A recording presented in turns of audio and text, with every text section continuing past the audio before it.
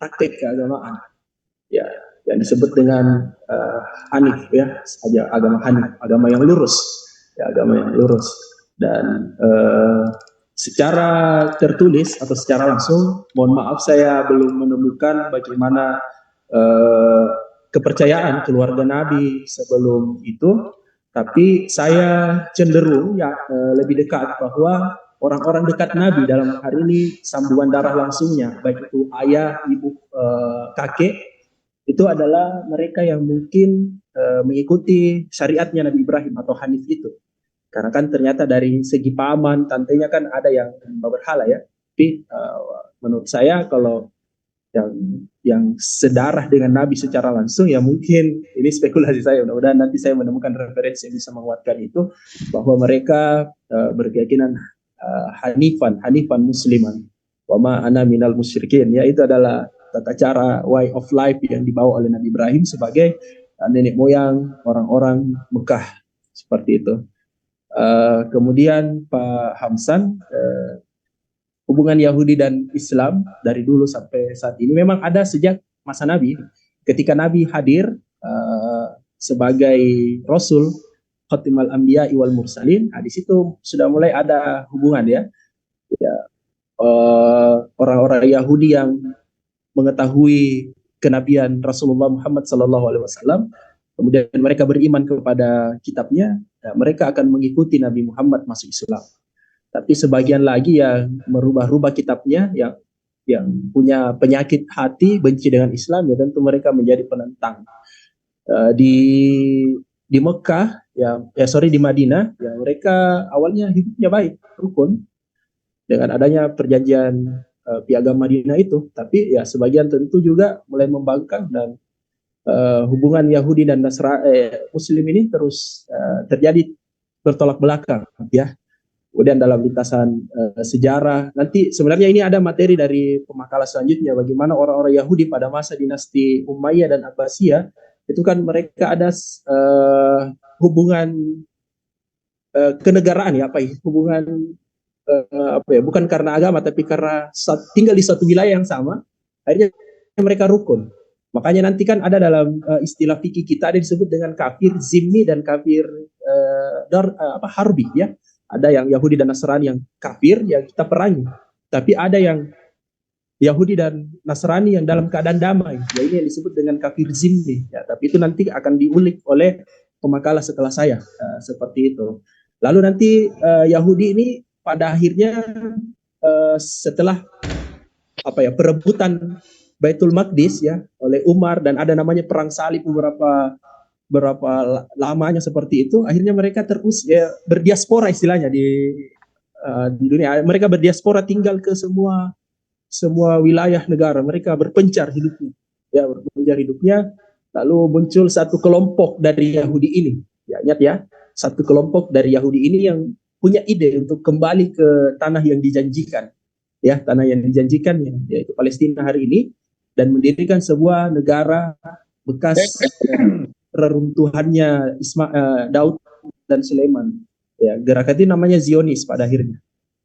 Nanti akan dibahas oleh pemakalan selanjutnya.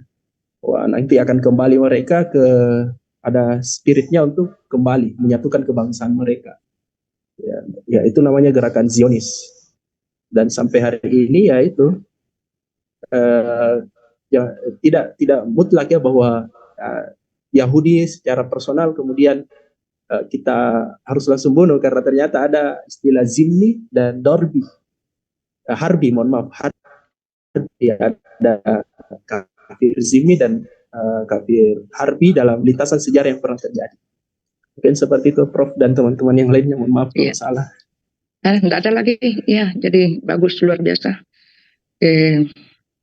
Kalau tidak ada lagi, saya hanya ingin menambahkan bahwa Yahudi ini, tadi ada beberapa pertanyaan, apakah Yahudi sebagai suatu agama atau Yahudi sebagai suatu bangsa. Yang perlu kita ketahui bahwa Yahudi itu disebutkan di dalam Al-Quran.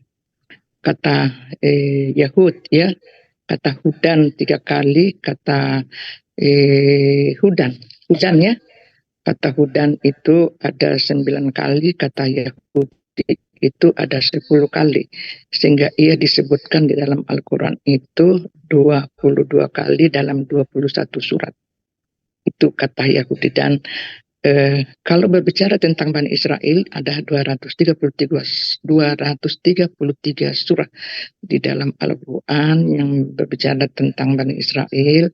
Ya, tentu saja Bani Israel ini masuk dalam kelompok Yahudi yang kadang-kala diartikan sebagai yang negatif, kadang-kala juga diartikan sebagai yang positif, seperti tadi yang sudah disampaikan oleh pemakalah, bahwa itu kalau negatif itu la tajidan asad dan nas itu dan seterusnya. Tapi kalau mereka diartikan sebagai hal yang positif itu innaladina aman waladina had wa nasara wasabiina man amana billahi wal yawmil akhir. Dan juga ada juga dikatakan ya Bani Israil uzkuru nikmatallati an'amta alaikum, yaitu dan seterusnya. Itu yang berarti positif. Tetapi pada umumnya itu sifat Yahudi yang telah digambarkan dalam Al-Quran itu digambarkan sebagai ya walantaba angkal Yahuda walan nasara hatta tattabi'an millatahum. Dan itu melihat asbab nusulnya ayat itu, sebenarnya ayat itu asbab nusulnya adalah ayat-ayat tentang ekonominya. Ya, ketika Yerusalem, ya kiblat itu dipindahkan ke Mekah menjadi 2 kiblat, ya itu kiblatnya itu, sehingga turunlah ayat itu menyatakan mereka tidak senang kepada kita sampai kita menganut agamanya. Kenapa? Karena Yerusalem pada waktu itu sebagai pusat perekonomian, ya setiap tahunnya itu dialihkan ke Mekah. Disitulah menjadi pusat perekonomian lagi orang-orang Mekah, karena setiap tahun itu ada jamaah haji. Itulah yang dimaksudkan bahwa dia itu adalah ayat-ayat tentang ekonomi. Tetapi para mubalik kita selalu menggarisnamakan bahwa Yahudi itu tidak akan senang. Ya, itu sebenarnya bisa diberikan ya argumentasi nanti kalau Anda berdakwah. Terus bagaimana kita mau, ya kalau kita berbicara tentang sejarah Yahudi, tentu kita harus berbicara itu 2500 tahun sebelum Masehi. Itu kisahnya Nabi Ibrahim, itu banyak dikisahkan di dalam Al-Quran. Ya, jadi Nabi Ibrahim itu adalah bapak 3 agama. Ya, nanti kita katakan apakah Nabi Ibrahim itu adalah Yahudi, apakah dia Islam, apakah dia Kristen. Ada ayat dalam Al-Quran, maka Nabi Ibrahim Yahudiyan wala Nasraniyan walakin kana hanifan al-muslim. Wama ana minal musyrikin, ya. Itu saya adalah orang muslim dan saya bukanlah orang kafir. Jadi makanya Ibrahim itu dilakonkan sebagai nenek dari 3 agama. Dari mana sebenarnya kalau kita mau berbicara tentang agama Yahudi itu kita harus berbicara 1 semester. 1 semester, ya berarti 18 kali pertemuan. Kalau mau berbicara tentang agama Yahudi, karena kita harus merujuk dari Nabi Ibrahim. Siapa itu Nabi Ibrahim? Itu banyak dibicarakan dalam Al-Quran. Ya, lalu kemudian ketika dia lahir di Ur, salah satu negeri yang maju pada waktu itu di Mesopotamia, ya Irak. Disitulah nanti menjadi pusat peradaban manusia. Pusat peradaban manusia karena di sana terdapat sungai-sungai Tigris dan sungai Eufrat. Pusat peradaban Islamnya, peradaban manusia yang lain itu adanya di Sungai Nil, itunya. Maka di situ ada Fir'aun.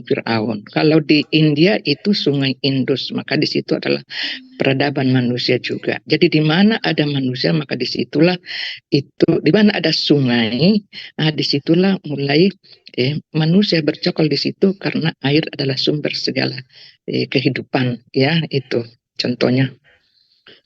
Terus bagaimana dengan Nabi Ibrahim ini? Itulah ada namanya tadi kota tanah yang dijanjikan adalah umat Yahudi adalah umat pilihan, itu diberikan Tuhan kepada 3 patriark. tiga patriark di sini ya diberikan janji kepada Nabi Ibrahim, diberikan janji kepada Nabi Yakub, dan diberikan janji kepada Nabi Musa. Jadi 3 orang dijanjikan. Maka pantas saja kalau orang Yahudi selalu mengenang bahwa itu adalah tanah yang dijanjikan